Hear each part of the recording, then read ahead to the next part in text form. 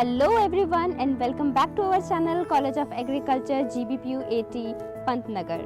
दोस्तों, क्या आपने कभी सोचा है बिना मिट्टी के भी पानी पे पौधे उगाए जा सकते हैं? जी हाँ दोस्तों, कुछ ऐसा ही काम किया है BSc एग्रीकल्चर सेकेंड ईयर के छात्रों ने। वो लोग हाइड्रोपोनिक्स पे काम कर रहे हैं। हाइड्रोपोनिक्स क्या है ये जानने के लिए तो आपको वीडियो में बने रहना पड़ेगा। तो आइए दोस्तों देखते हैं ये हाइड्रोपोनिक्स क्या है, बच्चे किस पे काम कर रहे हैं और वो बच्चे कितने एक्साइटेड हैं इस काम को लेकर के, और उनके प्रोफेसर्स जिनके अंडर वो काम कर रहे हैं वो इसके बारे में क्या राय रखते हैं।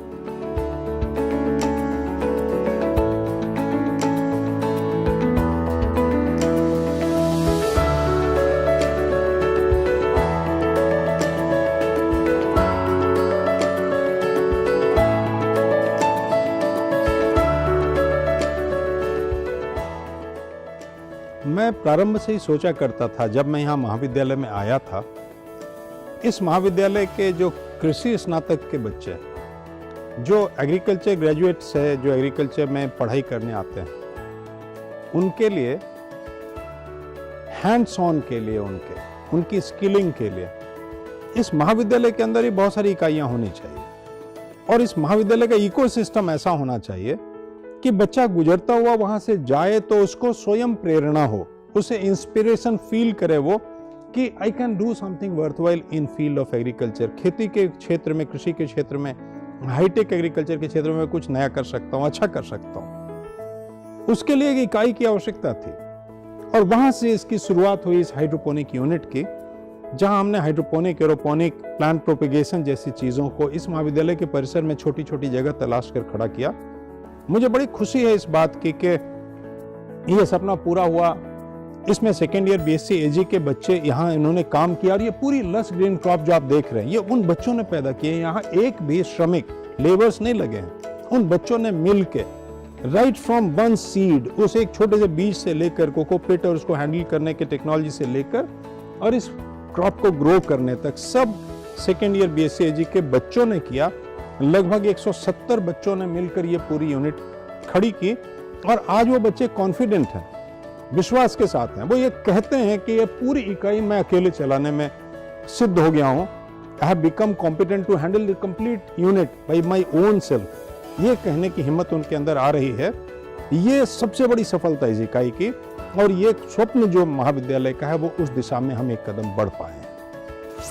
अभी जो ये हमारे साथ खड़े हैं ये सब BSc एग्रीकल्चर सेकेंड ईयर के स्टूडेंट्स हैं सब लोग, और इन्होंने ही ये पूरा लगाया है अपना हाइड्रोपोनिक्स का। और ये एक सेमेस्टर पूरे से वर्क कर रहे हैं तुम लोग इस पे, ठीक है। और इनके अपने ही इन्होंने खुद से ही इसको स्टार्टिंग सीड से लेकर के पूरा प्लांट से लेकर के और इनको बेचने तक का भी पूरा प्रोसेस इन्होंने करा है।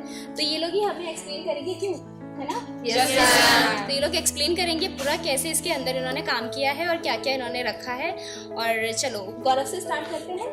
मैम बेसिकली ये टेम्परेचर और मिस्ट को रेगुलेट करने के लिए है। सपोज हमारे पॉली हाउस के अंदर का टेम्परेचर अगर 28 से अबव जा रहा है, हमने इसमें सेटिंग जो कर रखी है वो 28 डिग्री सेंटीग्रेड की कर रखी है। अगर टेम्परेचर पॉली हाउस का 28 से अबव राइज करता है तो इसका जो फैन है वो ऑटोमेटिकली ऑन हो जाएगा, और जो एग्जॉस्ट फैन यहाँ पे हमें दिख रहा है वो ऑन होके अंदर का पूरा टेम्परेचर रेगुलेट हो जाएगा। अच्छा। और जो इसमें दूसरा फंक्शनिंग है वो मिस्ट जो है हमारी ह्यूमिडिटी रेगुलेट करने के लिए। जैसी ह्यूमिडिटी कम हो रही है हमारे पॉली हाउस के अंदर, तो ये क्या करेगा, जो मिस्ट स्प्रेयर्स हमें ऊपर दिख रहे हैं वो ऑटोमेटिकली ऑन हो जाएंगे और ह्यूमिडिटी मेंटेन हो जाएगी। तो अभी हमारे साथ मोनालिसा खड़ी है, इतना प्यारा नाम है इसका, मोनालिसा।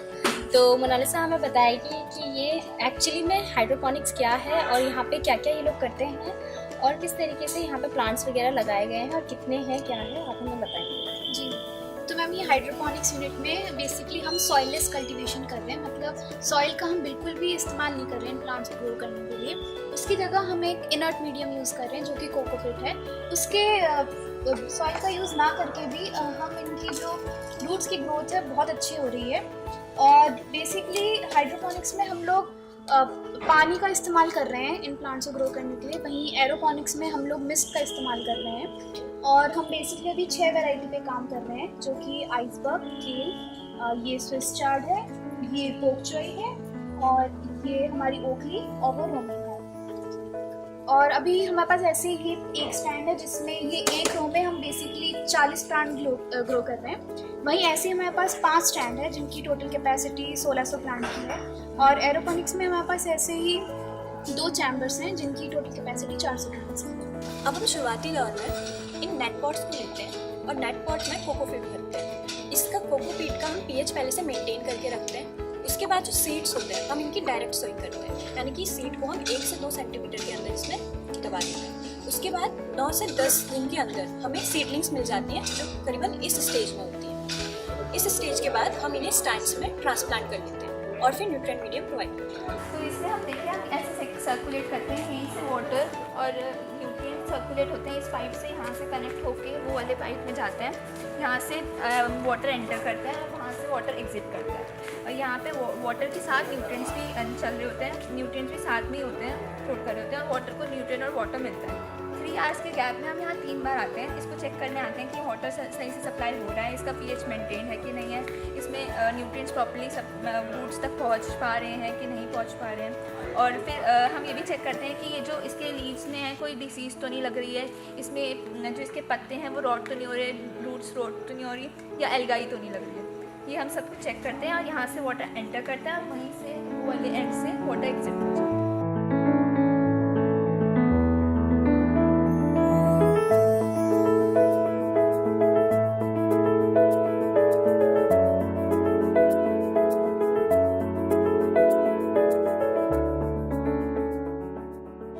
तो अभी हमारे साथ दीक्षिता खड़ी है। दीक्षिता हमें बताएगी कि इसकी इम्पोर्टेंस क्या है और कैसे हम इससे बेनिफिट ले सकते हैं। यस मैम, हाइड्रोपोनिक यूनिट सबसे पहली जो इसकी इम्पोर्टेंस है वो ये है कि हम छोटे से एरिया में काफ़ी ज़्यादा प्लांट्स उगा सकते हैं। इतने से एरिया में हमने 1600 प्लांट्स ग्रो किए हैं। अभी तो ये लीफी वेजिटेबल्स हैं, लेकिन हम इसकी जगह स्ट्रॉबेरी प्लांट्स भी उगा सकते हैं। तो आप देख सकते हैं कि इतने छोटे से एरिया में इतना ज़्यादा प्रोडक्शन हो रहा है। और दूसरी सबसे इम्पोर्टेंट बात ये है कि आप हर एक प्लांट में आप आराम से उसकी देखभाल कर सकते हैं। हर एक प्लांट को आप उसके अकॉर्डिंग ग्रो कर सकते हैं। जैसे अगर हम लीफी वेजिटेबल्स की ही बात करें तो कोई किसी डिशेस में हमको वो बहुत क्रिस्प चाहिए होता है, कहीं पे वो बहुत सॉफ्ट चाहिए होता है। तो ये सारी क्वालिटीज़ जो उसकी होती है वो न्यूट्रिएंट्स के थ्रू हम लोग डिटरमाइन करते हैं। तो आप यहाँ पे इंडिविजुअल केयर प्रोवाइड करके आप जो आप प्रोडक्ट देने वाले हैं उसके अकॉर्डिंगली आप इस चीज़ को प्रोड्यूस कर सकते हैं। तो इसकी सबसे बड़ी इंपॉर्टेंस है। और दूसरा ये है कि जब आप लैंड पे कोई चीज़ उगाते हो तो आपको काफ़ी सारे लैंड ऑपरेशंस करने पड़ते हैं, इंटरकल्चरल ऑपरेशंस करने पड़ते हैं। देन आप जब क्रॉप्स को स्विच करते हैं तो आपको लैंड को थोड़ी देर के लिए वैकेट भी करना पड़ता है, गुड़ाई भी। तो इसमें ये चीज़ें नहीं होती है। आप जब एक क्रॉप को हार्वेस्ट करेंगे तो उसके बाद आप एक दिन में भी ये पूरी यूनिट क्लीन करके आप अपनी नेक्स्ट रोटेशन इसमें शुरू कर सकते हैं। तो ये आपका बहुत ज़्यादा टाइम भी सेव करती है।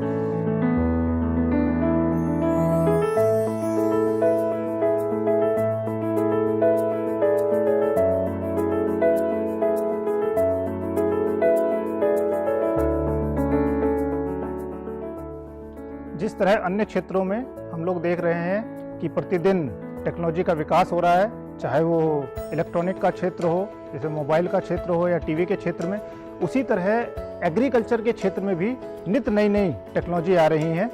और इसी में एक टेक्नोलॉजी है हाइड्रोपोनिक और एरोपोनिक तकनीकी।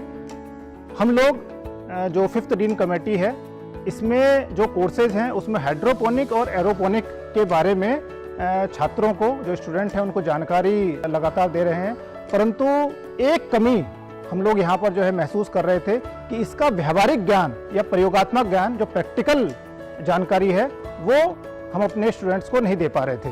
तो डीन सर ने नायब की ओर से ये जो है प्रोजेक्ट सोचा कि जो हम छात्रों को पढ़ा रहे हैं उसके बारे में भी छात्रों को जानकारी हो सके। तो इसके लिए ये हाइड्रोपोनिक और एरोपोनिक यूनिट का स्थापना की गई है। हमारी जो एक नई शिक्षा नीति आई हुई है, उस नई शिक्षा नीति का एक जो मुख्य उद्देश्य ये भी है कि बच्चे हैंड्स ऑन ट्रेनिंग करें। तो हैंड्स ऑन ट्रेनिंग में हम लोगों ने यहाँ पे हाइड्रोपोनिक्स और एरोपोनिक्स की यूनिट लगी हुई है।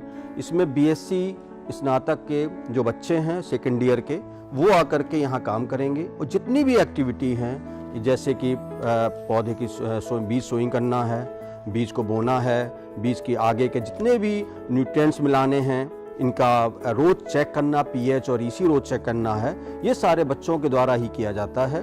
और कोई भी इसमें यदि कोई प्रॉब्लम आती है, कोई समस्या आती है, तो ये बच्चे को द्वारा ही फिर इसको निदान किया जाता है। इसका मुख्य उद्देश्य यही है कि बच्चे एरोपोनिक्स और हाइड्रोपोनिक्स के बारे में सारी चीज़ें जानें और अपने जो आगे उद्यमिता के लिए और अपने कृषि आधारित स्वरोजगार में इसको आगे बढ़ा सकते हैं और आगे काम कर सकते हैं।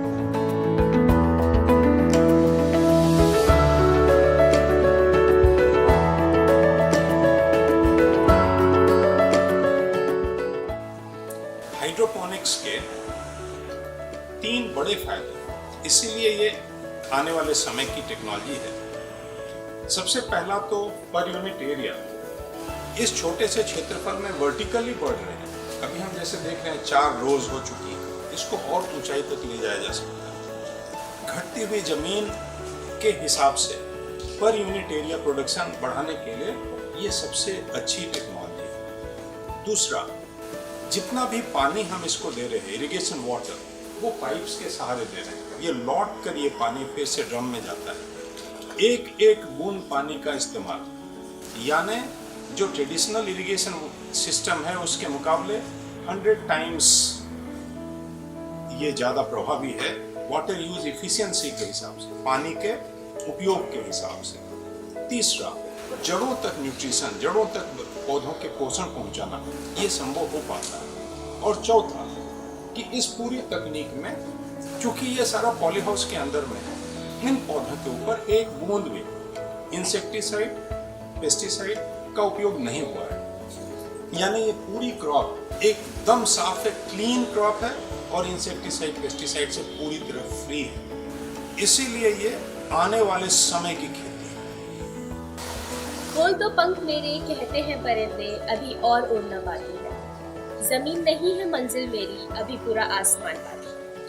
दोस्तों, अभी तक तो आप जान ही गए होंगे कि हाइड्रोपोनिक्स से हमें कितने फायदे हैं। हाइड्रोपोनिक्स से संबंधित आपको कोई भी समस्या हो तो कमेंट सेक्शन में हमसे जरूर पूछें। इसी के साथ मैं अश्वता चौहान आप सभी से विदा लेती हूँ। धन्यवाद।